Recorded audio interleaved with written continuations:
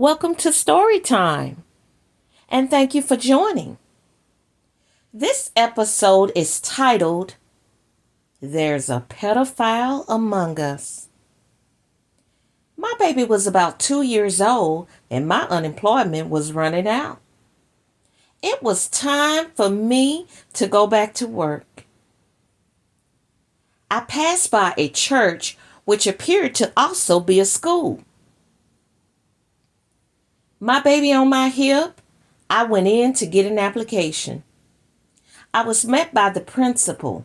We had a short conversation.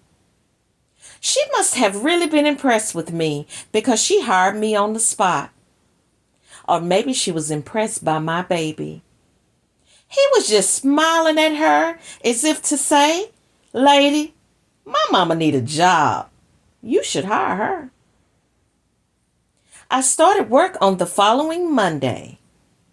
School was being held in the sanctuary of the church. All grades were in one room. It was loud, and I didn't understand how any child could learn in that environment. A new school was being built across the parking lot. But until then, the children all had to have class in the sanctuary. The school was a private school. I would see the principal running after the cars of the parents who had not paid their children's tuition. She would run after them, demanding that they pay. The school promised the parents that they had applied with the state to become a charter school, and the state was going to grant their application. But until then, until everything was finalized, parents had to pay. During this time, charter schools were a new concept. They claimed to offer a private school education, but they would be free of charge just like public schools. The school was started by a white preacher and his wife. The preacher opened a church, then a school in the hood of Oak Cliff. During this time, South Oak Cliff was majority black, and in those days, blacks didn't follow white preachers. But this church was the opposite. His entire congregation was black. He put me in the mind of Jim Jones, the white preacher that had a lot of blacks from Oak Cliff follow him to Guyana, and later they all committed suicide. I was 22 years old, the youngest staff person there. I was hired as the school's building clerk. I had my own office with beautiful office furnishings. I thought I was doing it. I got along with everyone, but there was something about the school janitor that I couldn't explain, but there was just something about him I didn't like. He was a Keith Sweat lookalike, a good-looking guy. He was in his late 30s, early 40s. Even though he was presentable in appearance, he was not the type of guy I wanted to be alone with. He just exuded that kind of vibe, and I tried my best to avoid him. The school finally opened, and the middle and high school students were relocated to the new building across the parking lot. I had worked there a year, and I liked my job. One day, a student came in my office. She said, "Miss Treves, I need to talk to you." She was about 15, 16 years old, which made me not that much older than she was. She closed the door. I knew this was serious. She said, "My parents told me to come tell a teacher." Curious about what she was going to tell me, my heart was racing. She said, "Thomas, the janitor, he scares me. When he catches me in the hallway alone, He says things. I said, what things? He tells me how pretty I am and that he will buy me anything I want. He even asked me to meet him after school. The student was a beautiful girl, head full of thick, long hair that she didn't care for.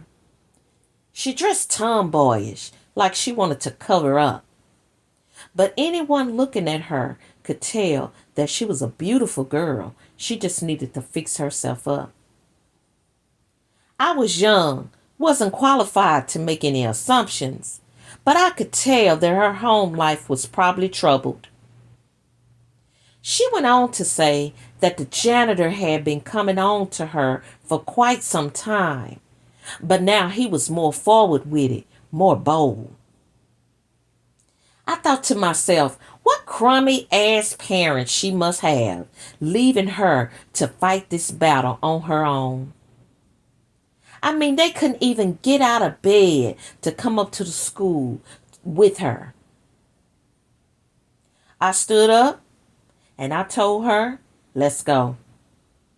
Without hesitation, I immediately marched her to the superintendent's office that was in the back of the school. He was a fat white man, balding. He was the brother-in-law of the preacher that started the school. He asked his wife to join us. The student told them what she had told me. They asked her some questions, then we got up to leave. Just as we were coming out the office, the janitor was back there cleaning up. We locked eyes. He knew what was up.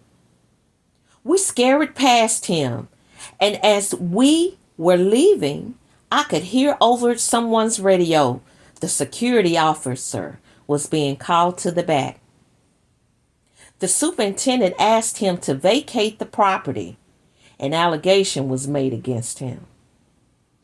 I was notified by the superintendent that the janitor vacated the property, but I should be aware of my surroundings, and if I wanted, I could call the security office and they would escort me to and from my car. Wait, what? I didn't sign up for all this. How did I find myself in the middle of this? Just a few years ago, I was a kid myself. Word spread around the school. By this time, everybody knew what happened. They interviewed students, boys and girls. Some of the boys came forward as well and said the janitor had come on to them. This guy was a real creep. The janitor's wife came to the school, curious about why her husband was let go. She was asking questions and wanted answers. She was a beautiful woman, shapely, slim waist, wide hips, a real big butt. She was well put together. I thought to myself, why would this fool attempt to cheat on this woman with children? The school year ended. I never saw the student again. As for the situation with the janitor, there were no student meetings. There were no parent meetings. It's like the entire incident got swept under the rug.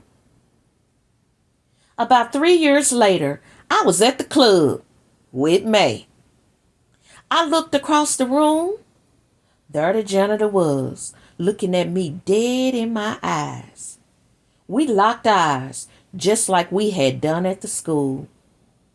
He started coming my way. Would he cuss me out? Slap me? I didn't know. But one thing I did know, my sister May was with me, and she was known to carry a gun. He got closer, and without a word or incident, he left. As for me, I worked at the school for 2 more years. I quit, and then I went on to college. Thank you for listening, and have a great day.